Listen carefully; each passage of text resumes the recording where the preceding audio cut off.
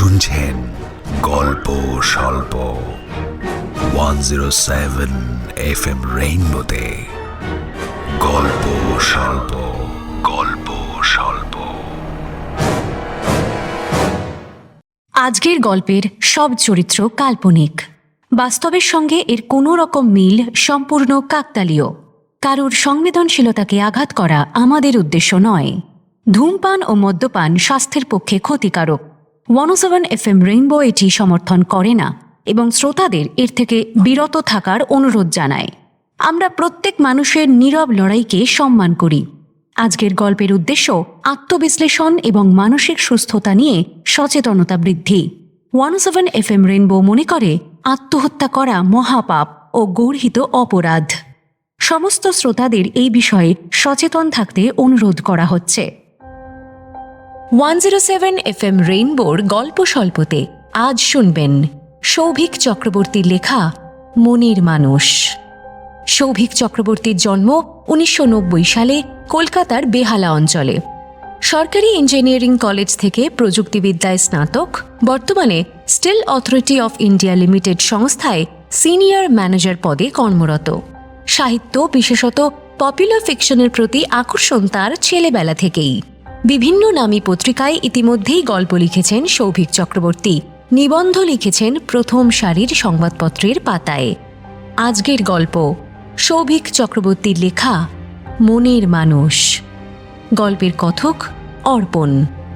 অন্যান্য ভূমিকায় আত্রেয়, দেবলীনা, সুদীপ্ত, সোমক ও উজ্জ্বল। গল্পের সূত্রধার সৌমি। শুরু হচ্ছে সৌভিক চক্রবর্তীর লেখা মনের মানুষ।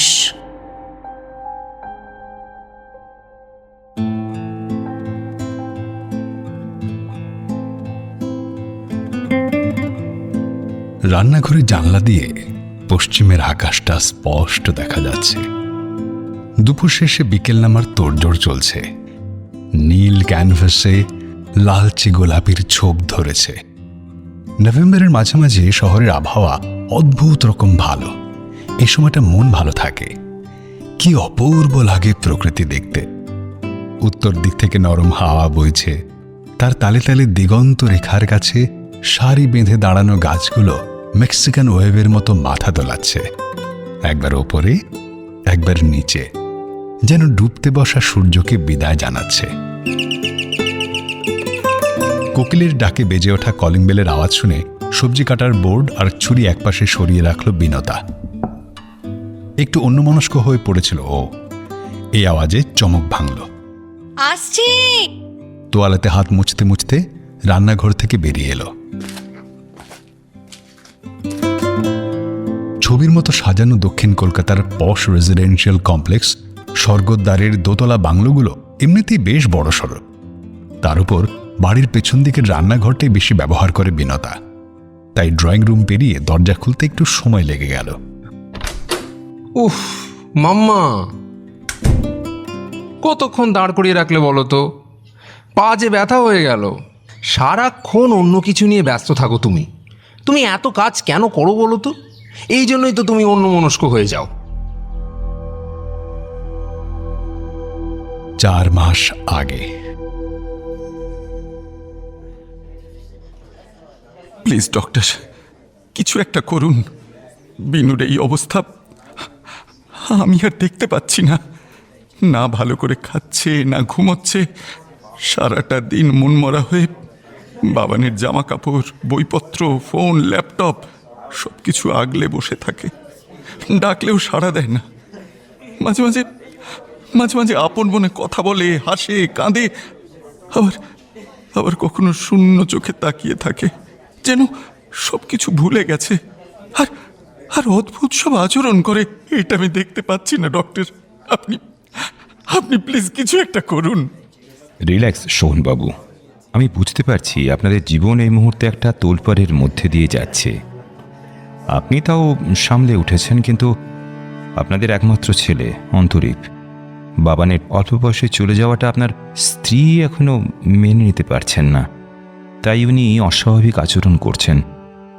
মনোবিজ্ঞানের ভাষায় বলতে গেলে ওর এই ডিলিউশন এক ধরনের ডিফেন্স মেকানিজম বাস্তবের দুঃখ যন্ত্রণাকে দূরে সরিয়ে রাখার মরিয়া চেষ্টা। এই ধরনের কেসে পরিবারের কোঅপারেশন খুব জরুরি। তাই আপনি অধৈর্য হলে একেবারে চলবে না। এর বিরুদ্ধেই আমাদের লড়াই, আর সেই লড়াই লড়তে গেলে সবার আগে আপনাকে শক্ত থাকতে হবে। কি করে শক্ত থাকবো ডক্টর? রোজ রোজ এক জিনিস, আমি যে আর পারছি না। আপনি জানেন, আমার অফিস থেকে বাড়ি ফিরতে ইচ্ছে করে না। ভয় হয় বাড়ি ফিরে বিনুকে কি অবস্থায় দেখব সেই কথা ভেবে। ঘরে বেশিক্ষণ থাকলে নিজেকে কিরকম পাগল পাগল লাগে। বেডরুমটা যেন হাঁ করে গিলতে আসে। গত 4 মাস এক বিছানায় শোয়া সত্ত্বেও একবারও, সত্যি বলছি ডক্টর, আমাদের কনজুগাল লাইফ বলে কিচ্ছু অবশিষ্ট নেই। 23টা বছর একসঙ্গে কাটানোর পর আজ যেন আমরা হঠাৎ ছিটকে গেছি দুদিকে, দুজন অচেনা মানুষের মতো।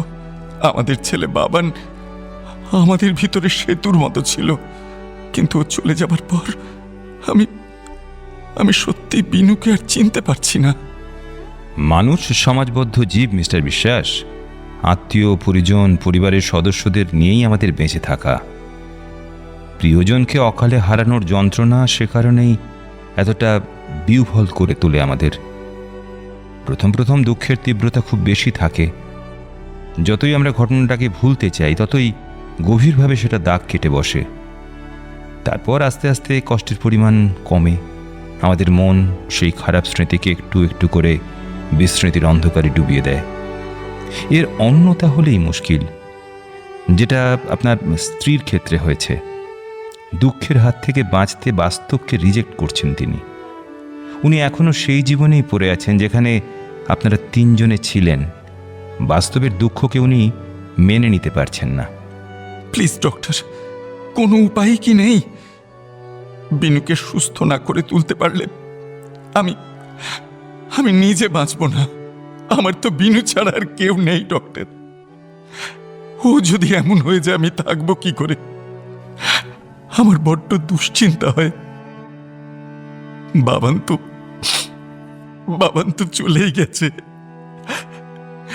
এবার যদি বিনু কোনো ভুল পদক্ষেপ নেয় তাহলে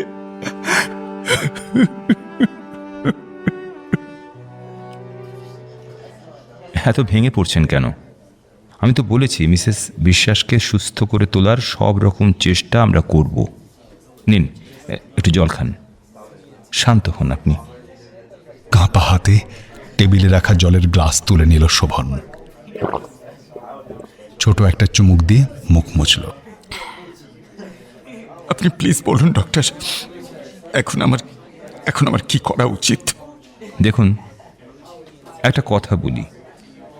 এ ধরনের কেসে অনেক সময় দেখা যায় কনভেনশনাল ট্রিটমেন্ট মানে ওরাল মেডিসিন বা সাইকোলজিক্যাল কাউন্সেলিং সম্পূর্ণ সাকসেস দেয় না। আমি বলছি না ব্যর্থ হয়, কিন্তু এইসব চিকিৎসার সময় সাপেক্ষ। তার উপর রিল্যাপসের একটা সম্ভাবনা রয়েই যায়। সব মিলিয়ে এটা যে কোথায় যাবে আমিও বুঝতে পারছি না। তবে আমি দেখছি যে কিভাবে বিষয়টাকে নিয়ন্ত্রণ করা যায়। তাহলে আচ্ছা ডক্টর, এই অসুখের আনকনভেনশনাল কোনো ট্রিটমেন্ট আছে? তা একটা রয়েছে, কিন্তু সেই চিকিৎসার পদ্ধতিটা একটু অন্যরকম, আর খরচের পরিমাণটা একটু বেশির দিকেই। আপনার সঙ্গে কি সেই নিয়ে কথা বলবো? মানে আপনি কি সে পথে যাবেন? আপনি খরচ নিয়ে চিন্তা করবেন না ডক্টর। আপনি প্লিজ ট্রিটমেন্টটার ব্যাপারে বলুন। বিনুর জন্য আমি সব কিছু করতে রাজি আছি।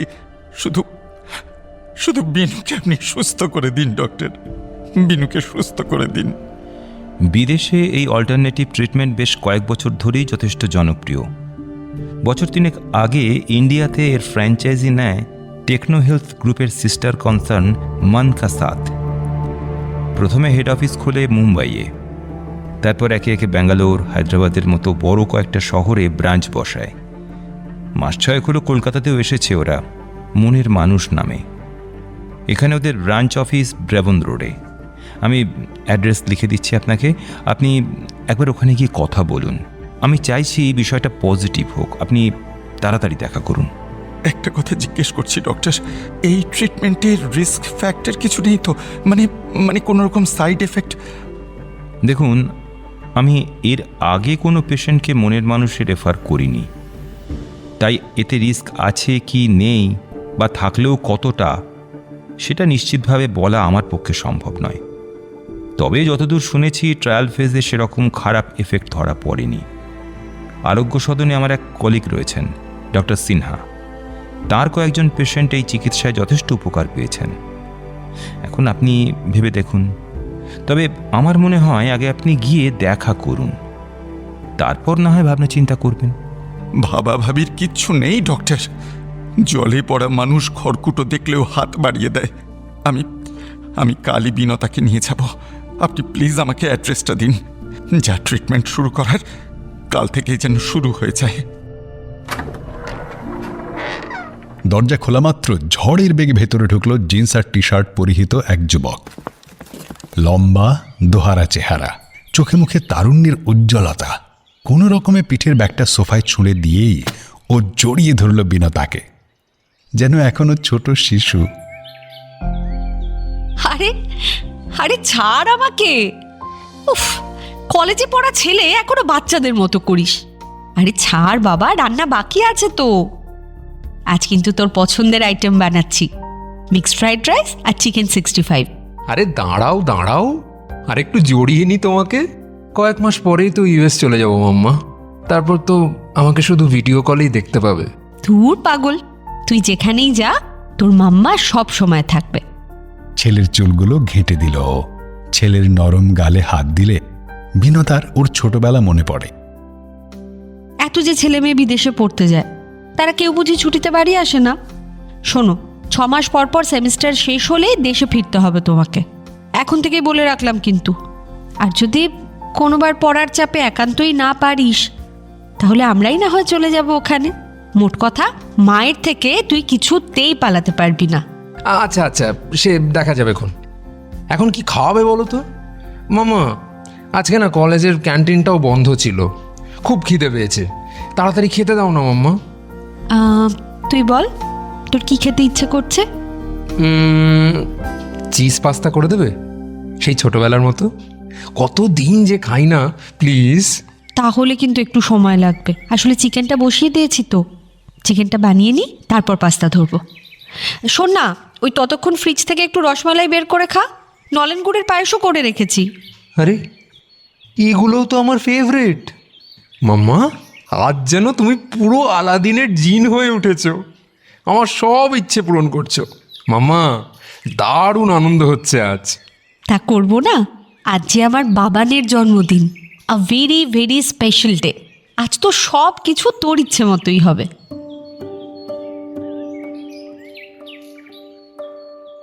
4 মাস আগে একটা কাগজের বিজ্ঞাপনে চোখ পড়েছিল সেদিন। তাতে লেখা ছিল, ইচ্ছে হয়েছিলি আমার মনের মাঝারে। আপনি কি আপনার প্রিয়জনকে হারিয়েছেন?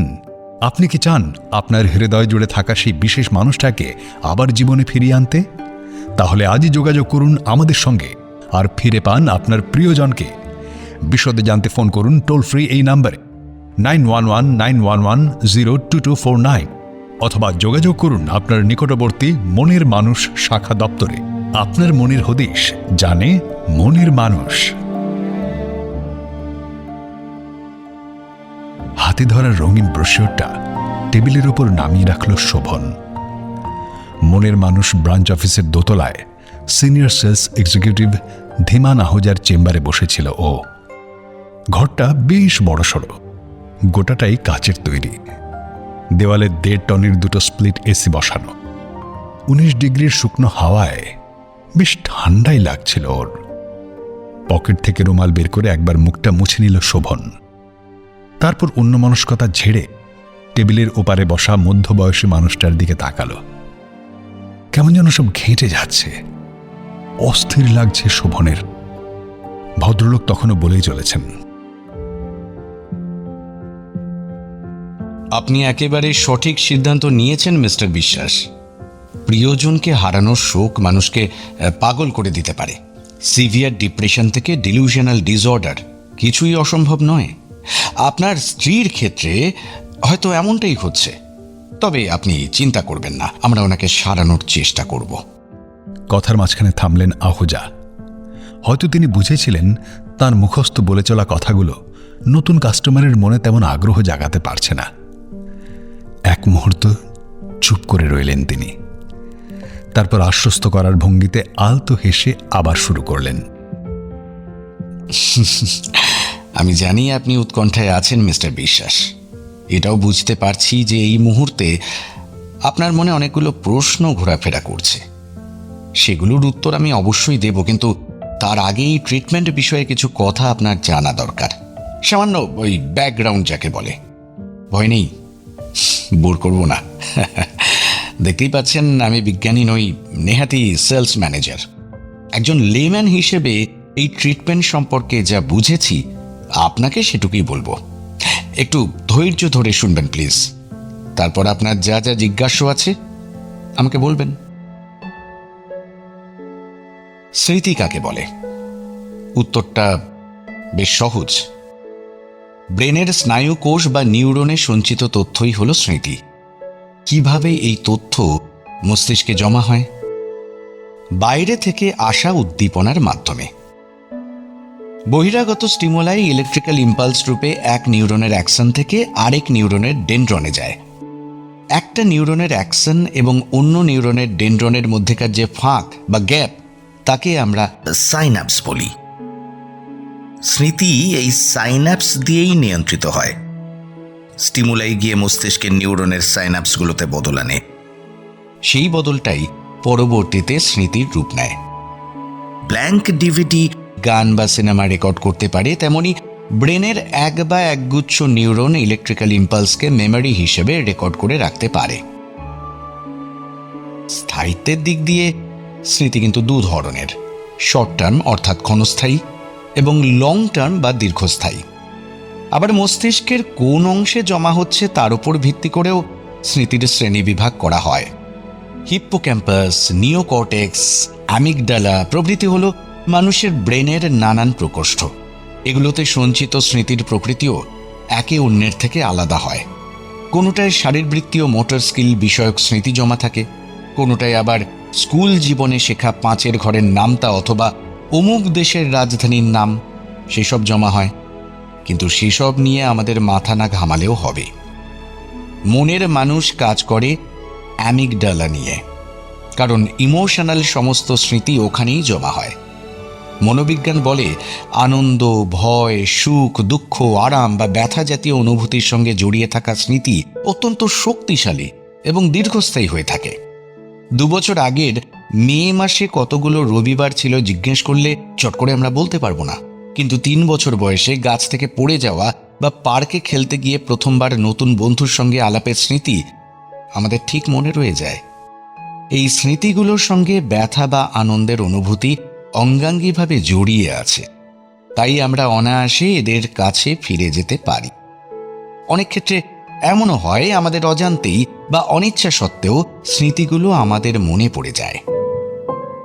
এরকম উদাহরণ প্রচুর দেওয়া যায়। ধরুন আপনি একজন কর্পোরেট এক্সিকিউটিভ, গুরুত্বপূর্ণ বোর্ড মিটিংয়ের আগে হঠাৎ আপনার মনে পড়ে গেল যে বছর 3 আগের একটা মিটিংয়ে আপনার প্রেজেন্টেশন খুব খারাপ হয়েছিল। অথবা আপনি একজন ক্রিকেটার, ফাইনাল ম্যাচের দিন সকালে আপনার মনে পড়ল 10 বছর আগের গুরুত্বপূর্ণ একটা ম্যাচ যেখানে আপনি 0 রানে আউট হয়েছিলেন। কিন্তু এসবের সঙ্গে বিনতার অসুস্থতার সম্পর্ক কি? আমি জানি স্মৃতি কতটা কঠিন জিনিস, সেখান থেকে মুক্তি পাওয়া কতটা সমস্যার, কিন্তু আমি তো এই যন্ত্রণার সঙ্গেই ঘর করছি। আমি শুধু বিনতাকে হারাতে চাই না, বাবা আর ওর আলাদা জগৎ থেকে ও যেন মুক্ত হয়। আমি সেখানেই আসছিলাম।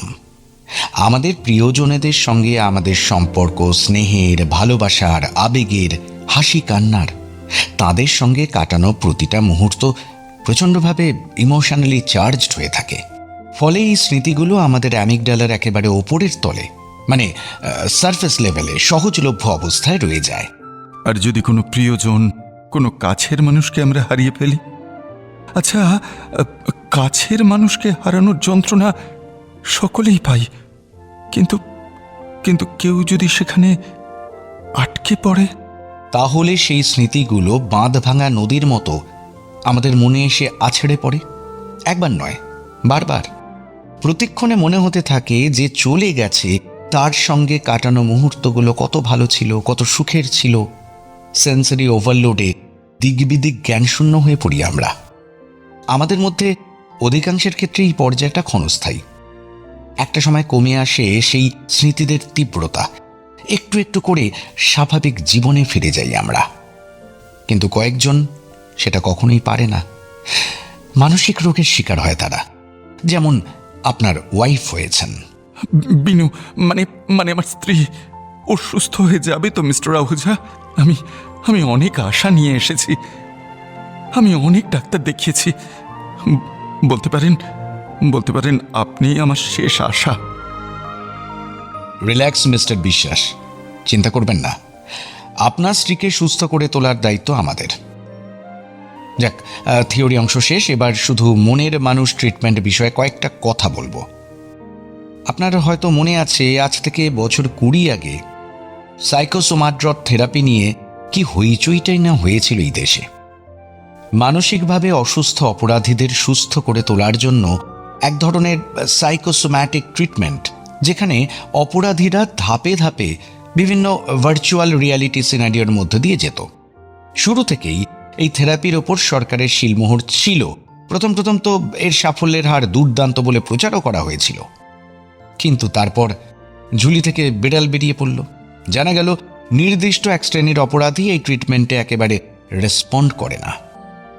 নিষিদ্ধ ঘোষণা হলো সাইকোসোমাড্রট থেরাপি। তবে শুধু থেরাপিটাই বন্ধ হলো, কিন্তু টেকনোলজিটা রয়ে গেল। 7 বছর আগে ডক্টর ভার্গাবের মেয়ের কাছ থেকে সাইকোসোমাড্রটের পেটেন্ট কিনে নিল টেকনো হেলথ গ্রুপ, একেবারেই আলাদা উদ্দেশ্যে। ক্রিমিনালি ইনসেইন পেশেন্টদের সুস্থ করা নয়, প্রিয়জনেদের হারানোর যন্ত্রণায় জর্জরিত মানসিক রোগের শিকার মানুষদের স্বাভাবিক জীবনযাত্রায় ফিরিয়ে আনা। আমরা শুধু মানুষকে হেল্প করি। প্রথমে ইউএস, তারপরে ইউরোপ, বিখ্যাত হলো এই থেরাপি। তারপরে এলো আমাদের দেশে, জন্ম নিল মন কা সাথ। সেখান থেকেই আজকের মনের মানুষ। আমরা সব দিক থেকে সেফ চিকিৎসা করি, তবে ঝুঁকি তো থাকেই, কিন্তু এটা বেআইনি কিছু নয়। কিন্তু ব্যান্ড একটা টেকনোলজি কতটুকু হেল্প করতে পারবে আমার বিনুকে? আপনি ভুল করছেন মিস্টার বিশ্বাস। সাইকোসোমাড্রট থেরাপি আমাদের দেশে ব্যান্ড, তার টেকনোলজিটা কিন্তু ব্যান্ড নয়। তাছাড়া আমাদের সায়েন্টিস্টদের হাতে সেটা অনেকটাই পরিবর্তিত হয়েছে। আপনি নিশ্চিন্ত থাকতে পারেন, মনের মানুষ পুরোপুরি নিরাপদ ও রিস্ক ফ্রি একটা ট্রিটমেন্ট। এটা কিভাবে কাজ করে? সেটা বলে ফেললে তো ট্রেড সিক্রেট ফাঁস করতে হয় শোভনবাবু। আর সত্যি বলতে আমি অত কিছু বুঝিও না, তবে এতদিনের অভিজ্ঞতায় যেটুকু জেনেছি সেটা আপনাকে বলতে পারি। প্রথমে আমাদের টেকনিশিয়ানরা পেশেন্টের মাথার ভেতর একটা ন্যানো কম্পিউটার ইমপ্ল্যান্ট করে, একেবারে ওই মাইনর অপারেশন, পুরোপুরি যন্ত্রণাবিহীন। সেই কম্পিউটার পেশেন্টের ব্রেন থেকে ইনফরমেশন সংগ্রহ করে ক্লাউড স্টোরেজে রাখে। অপারেশনের 7 দিন পর পেশেন্টকে একটা চশমা পরানো হয়, যা তার নিজস্ব ভার্চুয়াল রিয়ালিটি ইন্টারফেস তৈরিতে সাহায্য করে। এরপর শুরু হয় ট্রিটমেন্ট। ক্লাউডে জমা তথ্য ব্যবহার করে আমাদের সিস্টেম একটা সিমুলেশন তৈরি করে, কল্পবাস্তবের এক দুনিয়া যেখানে পেশেন্ট তার হারানো প্রিয়জনের সঙ্গে স্বাভাবিকভাবে ইন্টারঅ্যাক্ট করতে পারবে। চশমা অন করলেই পেশেন্ট সেই সিমুলেশনে ঢুকে পড়ে, বা আরও ভালো করে বললে সেই সিমুলেশনের অংশ হয়ে ওঠে। পেশেন্ট কিন্তু তখন খুব আনন্দে থাকে, কোনো যন্ত্রণা অনুভব করে না। হ্যাঁ, কিন্তু বলছি, ক্রমাগত সিমুলেশনে আটকে থাকা পেশেন্ট যদি বাস্তব থেকে দূরে সরে যায়? এখানেই এই থেরাপির বিশেষত্ব। পেশেন্ট সিমুলেশনের জগতে থাকবে অবশ্যই, কিন্তু বাস্তব থেকে বিচ্ছিন্ন হবে না। আবারও একটা উদাহরণ দিই। ধরুন আপনি অফিসের মিটিংয়ে রয়েছেন, বসের বোরিং প্রেজেন্টেশন দেখতে দেখতে ঘুম পেয়ে যাচ্ছে, তাই সবার চোখ বাঁচিয়ে কানে ব্লুটুথ হেডফোন লাগিয়ে গান শোনার কথা ভাবছেন। কিন্তু বস কড়া লোক। যখন তখন আপনাকে কোনো ফ্যাক্ট বা ফিগার সংক্রান্ত প্রশ্ন করে বসতে পারেন। বসের কথাগুলো ইচ্ছে না হলেও আপনাকে শুনতে হবে। তখন আপনি কি করবেন? ইয়ারফোনের ভলিউম লো রাখবেন, যাতে পছন্দের গানের পাশাপাশি বসের বক্তব্য আপনার কানে ঢোকে। অর্থাৎ আপনি মিটিংয়েও থাকবেন, আবার গানের জগতেও। আমাদের ট্রিটমেন্টকে এরকমই কিছু একটা ভেবে নিন। পেশেন্ট ভার্চুয়াল রিয়ালিটিতে তার মনের মানুষের সঙ্গে কথা বলবে, একই সঙ্গে আপনার সঙ্গেও স্বাভাবিকভাবে ইন্টারাক্ট করবে। আপনার পাশে বসে টিভি দেখতে দেখতেই হারানো প্রিয়জনের সঙ্গে গল্প করবে। এই দুটো জগতই পেশেন্টের ভেতরে থাকবে, পেশেন্ট আনন্দে থাকবে। আশা করি ব্যাপারটা বোঝাতে পারলাম। উঠে দাঁড়ালেন আহজা। অনেক কথা বললাম মিস্টার বিশ্বাস, এবার কাইন্ডলি একটু আসুন, আপনাকে আমাদের থেরাপির কিছু ডেমো ভিডিও দেখাই। যদি আপনার মনে আর কোনো প্রশ্ন থাকেও, বা আমার বিশ্বাস ডেমো দেখেই তার উত্তর আপনি পেয়ে যাবেন। আচ্ছা, বলছি বিনতা সেরে উঠবে তো? ডেমো দেখতে দেখতে এই কথাই বারবার মনে হচ্ছিল শোভনের। আচ্ছা মাম্মা, বলছি পাপা কখন আসবে কিছু বলে গেছে? তোর পাপা আর ফিরতে বোধহয় রাত হবে সোনা। অফিসে যা কাজের চাপ চলছে, তুই তো বুঝিসই, পাপা কতদিন সময় মতো ফেরে না। তুই আর আমি তো থাকি। না, কতদিন হয়ে গেল আমরা একসঙ্গে বসে ডিনার করি না। প্লিজ মাম্মা, আজকে বলো না পাপাকে একটু তাড়াতাড়ি বাড়ি চলে আসতে প্লিজ। কেক কাটার পরে একসঙ্গে খাওয়া দাওয়া করবো, তারপর তিনজনে একটা পুরনো দিনের কোনো সিনেমা দেখব। দেখো, ইংরেজি দেখতে গেলে চাইলে সাউন্ড অফ মিউজিক বা কাসাব্লাঙ্কা, আর বাংলা হলে সপ্তপদী বা দেয়ানেয়া। ঠিক আছে? দেখো, তোমাদের দুজনের পছন্দ মতো সিনেমাও দেখতে আপত্তি নেই, কিন্তু শুধু আমরা তিনজন। মাম্মা প্লিজ। পাপা কি পারবে? আচ্ছা, দেখি একবার ফোন করে। আর তুই আপাতত ঘরে গিয়ে ঘেমো জামা কাপড় ছাড়তো, তারপর কটা মিষ্টি মুখে দে। এই রে, আমার চিকেনটা বোধহয় এতক্ষণে পুড়েই গেল। উফ বাবান, তুই কলেজে পড়িস কিন্তু এখনো না একদম বাচ্চাদের মতো আবদার করিস। শর্ত মা, আমি এখনো তোমার ছোট্ট বাবানি আছি, তাই দেখো না, তোমায় এখনো মাম্মা বলতেই আমার আনন্দ হয়। মাই মাম্মা ইজ দ্য বেস্ট।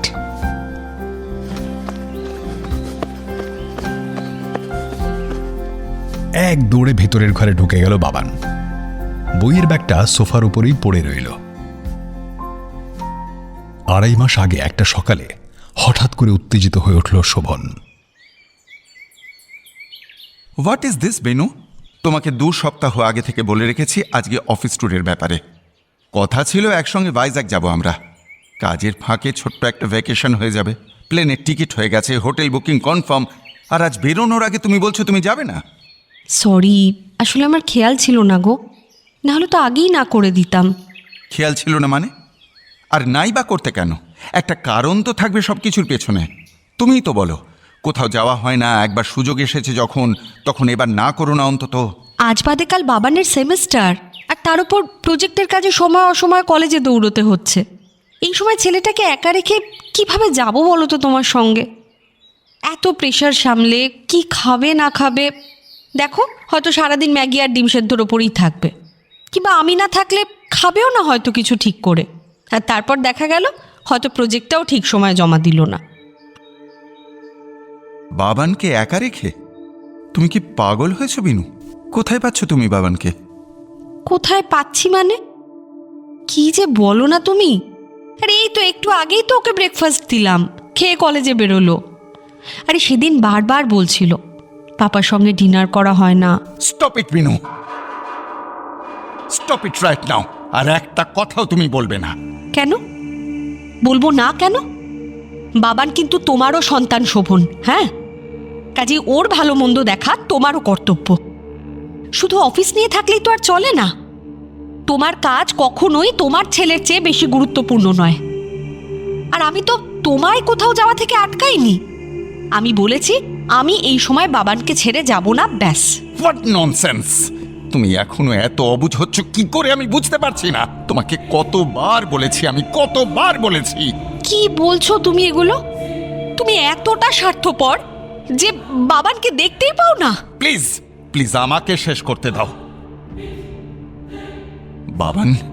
বাবান মারা গেছে বিনু। দোলের দিন দুর্গাপুরে গিয়ে বন্ধুদের সঙ্গে রং খেলবে বলে আমার বাইকটা নিয়ে বেরিয়েছিল। হাইওয়েতে একটা বেসামাল ট্রাকের ধাক্কায় ও আর আমাদের মধ্যে নেই বিনু। এই সত্যিটা কেন মানতে পারছো না তুমি? কি বলছো কি তুমি? হ্যাঁ, লজ্জা করে না তোমার? বাবা হয়ে নিজের ছেলের সম্বন্ধে এমন এমন জঘন্য একটা কথা! ছি ছি ছি, আমি তো ভাবতেও পারছি না। ও, আমি জঘন্য কথা বলছি? নিচের দিকে তাকাও বিনু। দেখো দেখো একবার কি অবস্থা করেছো তোমার। একটা মিথ্যেকে আঁকড়ে ধরে বাঁচছো দিনের পর দিন। শোভন, তোমার কি হয়েছে আমি জানি না। কেন এরকম বিহেভ করছো আমি সেটাও জানি না, কিন্তু তোমার এইসব আজে বাজে কথা আমি শুনবো না, জাস্ট শুনবো না। বিনু কোথায় যাচ্ছ? দাঁড়াও দাঁড়াও বলছি। না, একদম না। বাবানকে নিয়ে কিচ্ছু শুনবো না আমি, কিচ্ছু না। আমার বাবান আছে, আমাদের মধ্যেই আছে। তুমি যে কেন এটাকে মিথ্যে বলছো আমি জানি না।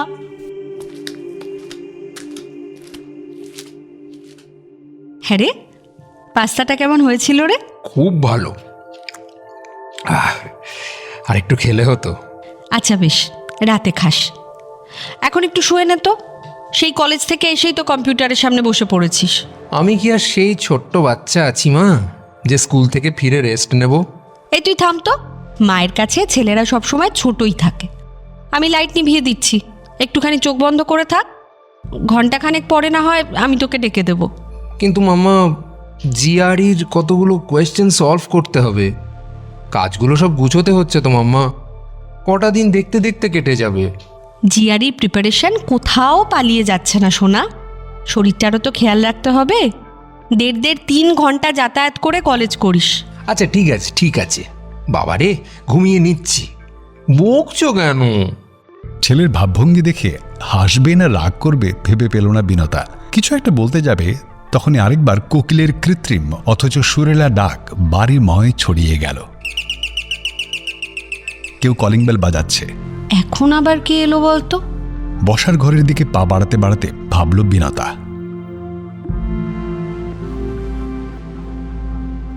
1.5 মাস আগে। মিস্টার আহুজা, আপনি নিজের মুখে আমাকে বলেছিলেন এই ট্রিটমেন্ট সম্পূর্ণ রিস্ক ফ্রি, এর কোনো সাইড এফেক্ট নেই। প্লিজ আমাকে বলতে দিন। রোজ আমাদের ঘরে ঝামেলা চলছে। আমার স্ত্রীর মানসিক অবস্থা আরও ডিটোরিয়েট করছে, স্রেফ আপনাদের জন্যে। কি বলছেন? হ্যালো, হ্যাঁ কি বলছেন? Statistical anomaly. দেখুন, আমার স্ত্রী কোনো পরিসংখ্যান নয় মিস্টার আহুজা। রক্ত মাংসের একজন মানুষ। অনেক আশা নিয়ে আপনার কাছে গিয়েছিলাম। ভেবেছিলাম একটা পথ পাবো, কিন্তু কোনো মতে নিজেকে সামলালো ও।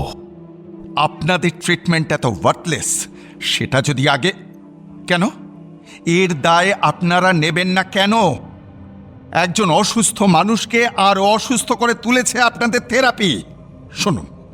শুনুন মিস্টার আহুজা, আমি কিন্তু এর শেষ দেখে ছাড়ব। কনজিউমার্স কোর্টে যাব, দরকারে থানা পুলিশ করব। হ্যাঁ, you can go to hell. কি ব্যাপার শোভন? ফোনে এরকম অসভ্যের মতো চিৎকার করছো কেন? বাবান পাশের ঘরে পড়তে বসেছে। এই সময় ছেলেটার তো একটু শান্তির দরকার নাকি? ও তো জিআরই প্রিপারেশন নিচ্ছে। তুমি এত জোরে কথা বলছো যে ওর অসুবিধে হচ্ছে। বিনতা কথা শেষ করার আগেই ঘুরে দাঁড়ালো শোভন। হাতের সেলফোনটা ছুঁড়ে মারল দেওয়াল লক্ষ্য করে। শব্দ করে ফেটে গেল স্ক্রিন। শিউরে উঠে দুপা পিছিয়ে গেল বিনতা। শোভনের চোখে মুখে তখন হিংস্রতা। Baban, damn you Binu! আমার জীবনটা একবারে শেষ করে দিচ্ছ তুমি। অনেক হয়েছে, এভাবে আর চলতে পারে না। কি তোমার তোমার জীবন আমি শেষ করে দিচ্ছি? তুমি এরকম বলতে পারলে? হ্যাঁ পারলাম, কারণ এটাই বাস্তব। হ্যাঁ হ্যাঁ, এটাই বাস্তব বিনু।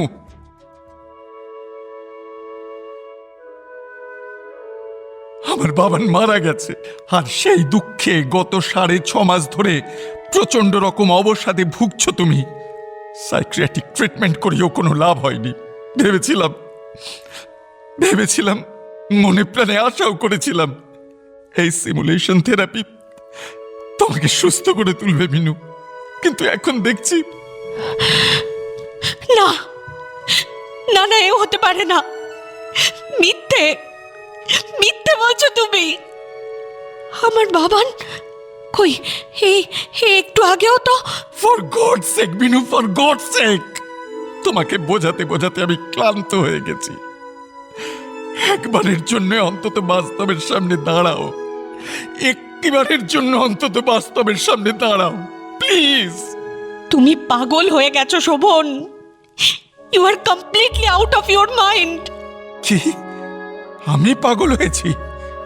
আমি হাত পুড়িয়ে রান্না করে খেয়ে অফিস যাচ্ছি, দোকান বাজার করছি, বাড়ির সব কাজ করছি, তোমার এই ট্রিটমেন্টের নামে মাসে লাখ লাখ টাকার বিল পেমেন্ট করছি, আর তুমি কি করছো?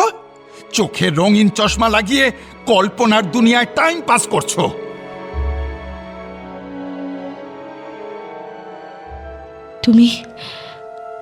তুমি আমার সঙ্গে এভাবে কথা বলতে পারো না শোভন, এভাবে কথা বলতে পারো না। বেশ বলবো, সবকিছুর একটা সীমা থাকে। এত করলাম তোমার জন্য, তাও সুস্থ হওয়ার, ভালো হওয়ার ইচ্ছেটুকুও জাগছে না তোমার মনে। কেমন মানুষ তুমি বিনু? একবারের জন্যও বুঝছো না কতটা যন্ত্রণা আমি পাচ্ছি? এতটা স্বার্থপর কেউ হয়? তোমার কাছে শুধু বাবান ইজ ইম্পর্টেন্ট। আমায় দেখতে পাচ্ছ না তুমি বিনু, আমায় তুমি দেখতে পাচ্ছ না। আচমকাই বিনোদার দিকে ছুটে গেল শোভন। হ্যাঁচকা টানে স্ত্রীর চোখ থেকে ফাইবার গ্লাসের ফ্রেমলেস চশমাটা খুলে ফেলল, মুচড়ে দুটুকরো করে ছুঁড়ে দিল ডাস্টবিনে। এই চশমাটা ওই ক্লিনিক থেকে দিয়েছিল, সারাদিন পরে থাকতো বিনোদা। এটা আমার অনেক আগেই করা উচিত ছিল। না না, এটা নিও না। আমার বাবার না না। সারপ্রাইজ! শোভনকে দরজার বাইরে দাঁড়িয়ে থাকতে দেখে এক মুহূর্তের জন্য বিস্ময়ের ভাব ফুটে উঠল বিনোদার মুখে। পরক্ষণে আনন্দের উচ্ছ্বাসে মিলিয়ে গেল সেটা। আরে তুমি এসে গেছো? তুমি যে বললে আসতে দেরি হবে। বাবান তো কত করে বলছিল, আমি ওকে বললাম যে তোমার অফিসের কাজ পড়েছে। আরে এর নামই তো সারপ্রাইজ। আমার একমাত্র ছেলের জন্মদিন আজ, আর আমি রাত 10টা অবধি অফিস করব? পাগল নাকি? সরো, এখন ভেতরে ঢুকতে দাও। ও দেখেছো, এসো এসো। কিন্তু তোমার হাতে এগুলো কি গো? বাবনের জন্য গিফট। ছেলের জন্মদিনে বাবা খালি হাতে আসবে নাকি? হ্যাঁ, কেন ফলেটের কিংস ব্রিজ সিরিজের সেটটা কিনে ফেললাম, ওই যেটার জন্য আগের মাসেও বায়না করছিল। খুব ভালো করেছো। দেখো, আমাদের ছেলেটা খুব খুশি হবে। জানি তো। চটপট ডাকো ওকে, ডাকো। কেক এনেছি, ডার্ক ফরেস্ট, বাবানের ভীষণ প্রিয়। সোফার ওপর শরীরটা এলিয়ে দিল শোভন। তারপর বাক্স খুলে কেক বের করে টেবিলে রাখল। যত্ন করে পাশাপাশি বসালো ইংরেজি 2 আর 1 সংখ্যা দুটোর আদলে গড়া সাদা সবুজ গোলাপি রঙের ম্যাজিক ক্যান্ডেল। 21তম জন্মদিনে আনন্দ করে কেক কাটবে বাবান। গিফট পেয়ে কি খুশিটাই না হবে। সব পরিকল্পনা শোভন করে রেখেছে। কেক কাটার পর জমিয়ে ডিনার, তারপর একসঙ্গে বসে সিনেমা দেখা। বাবান অবশ্য বেশিক্ষণ টানতে পারবে না, সিনেমা শুরু হওয়ার মিনিট 15 মধ্যেই ঢুলতে শুরু করবে। তারপর একসময় সোফাতেই গভীর ঘুম। শোভন তখন নিশ্চিন্তে বিনতার গালে আঙুল বুলিয়ে দিতে পারবে, কপাল থেকে সরিয়ে দিতে পারবে অবাধ্য চুল, হাতে হাত রেখে সিনেমা শেষ করবে স্বামী স্ত্রী, সেই আগের মতো।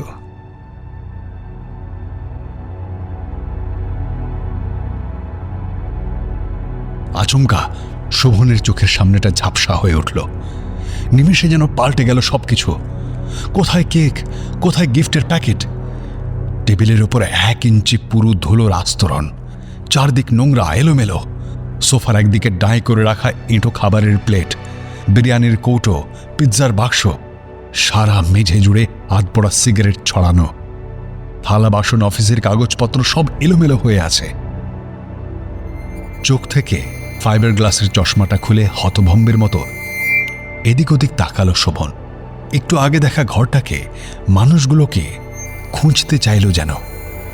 অসুস্থ লাগছিল ওর, ক্লান্ত, বিধ্বস্ত, যেন অনেক দিন ঘুম হয়নি।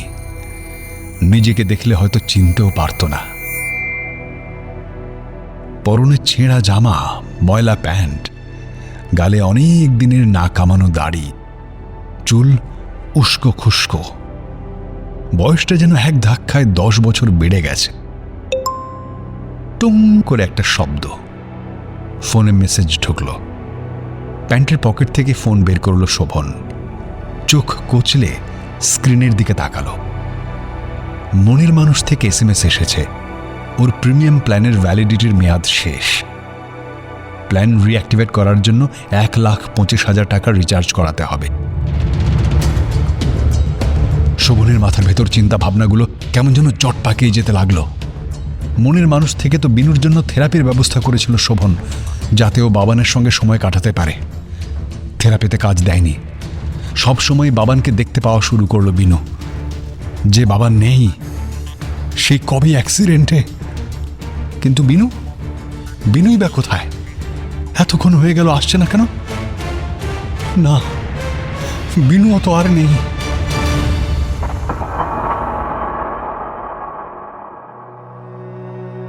দেড় মাস আগে যেদিন তুমুল ঝগড়া হয়েছিল ওদের মধ্যে, সেদিনই দুপুরবেলায় অনেকগুলো ঘুমের ওষুধ খেয়েছিল বিনু।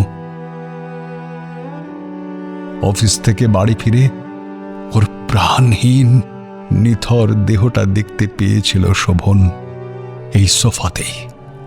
অনেক চেষ্টা করেছিল শোভন, কিন্তু বাঁচাতে পারেনি বিনু তাকে।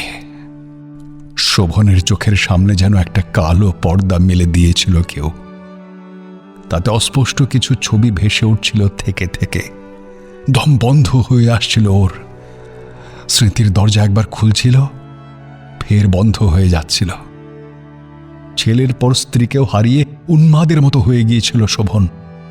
বিনুর মৃত্যুর জন্য নিজেকে দায়ী করে আত্মহত্যাও করতে গিয়েছিল, কিন্তু হাতের শিরা কাটার সাহস জুগিয়ে উঠতে পারেনি।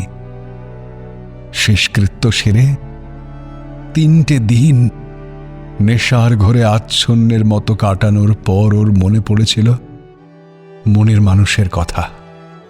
সঙ্গে সঙ্গে গাড়ি নিয়ে বেরিয়ে পড়েছিল আহজার সঙ্গে দেখা করতে। তারপর হাতড়ে হাতড়ে মানিব্যাগটা খোঁজার চেষ্টা করল শোভন। ডেবিট কার্ডের নম্বরটা মনে নেই, দেখে টাইপ করতে হবে। রিচার্জটা এক্ষুনি করে ফেলতে হবে। বেশি রাত হলে আবার মনের মানুষের সার্ভার স্লো হয়ে যায়, কাস্টমার সার্ভিসেও নানা রকম সমস্যা হয়। বিনু আর বাবানকে ছাড়া একটা রাত তো দূর, একটা মুহূর্ত কাটানোর কথাও ভাবতে পারে না ও। চশমাটা ঝটপট পরে ফেলে শোভন।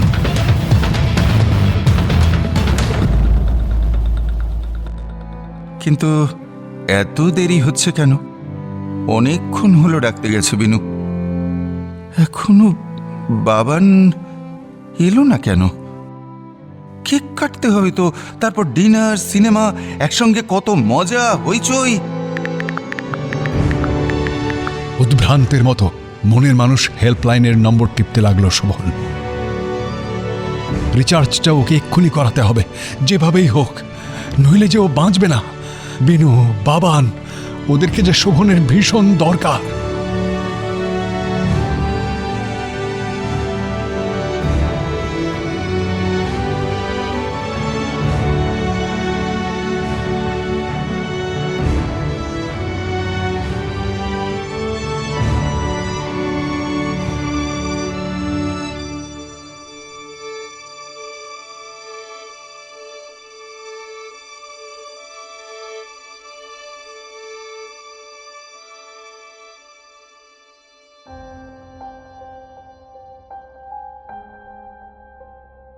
107 FM রেইনবোর গল্প স্বল্পতে আজ শুনলেন সৌভিক চক্রবর্তীর লেখা মনের মানুষ।